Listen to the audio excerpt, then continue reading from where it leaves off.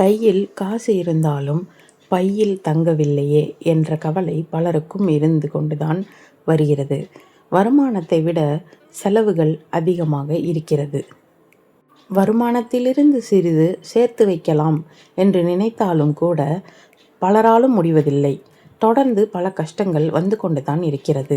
இதற்கு என்னதான் காரணம் என்று எவ்வளவு யோசித்தாலும் அதற்கு விடை ஒன்றும் கிடைப்பதில்லை. இவ்வாறு நிலைமையைத்தான் பெரியோர்கள் கண் திருஷ்டி தரித்திரம் என்று சொல்வார்கள். உங்கள் தரித்திரம் நீங்கி செல்வம் பெருக என்ன செய்ய வேண்டும் என்பதை பற்றி இந்த பதிவில் தெரிந்து கொள்வோம் வாங்க. பச்சை கற்பூரம், சோம்பு, ஏலக்காய் இவை மூன்றையும் ஒரு மஞ்சள் துணியில் மூட்டையாக கட்டி குபேர மூலையில் வைத்து தீபம் காட்டி பூஜித்து வந்தால் வீட்டில் எப்போதும் பணம் இருந்து கொண்டே இருக்கும்.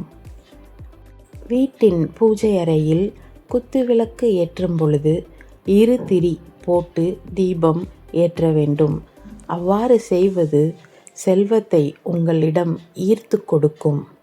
மகாலட்சுமியின் வாசம் நிறைந்திருக்கும் லவங்கப்பட்டையின் குச்சியில் 10 ரூபாய் தாளை சொருகி வைத்து அதனை உங்கள் பணப்பெட்டியில் வைத்து விடுங்கள். இவ்வாறு செய்தால் பணத்தை உங்களிடம் ஈர்க்க முடியும். ஒவ்வொரு மாதமும் சம்பளம் அல்லது வருமானம் கிடைத்ததும் முதல் செலவாக உப்பு, மல்லிகைப்பூ, இனிப்பு ஆகியவற்றில் ஏதாவது ஒன்றை வாங்குவதற்கு பயன்படுத்தவும். கடின உழைப்பும் அதிர்ஷ்டமும் சேரும்போது செல்வம் பெருகும் என்பது ஐதீகம். நன்றி. தேங்க்ஸ் ஃபார் வாட்சிங்.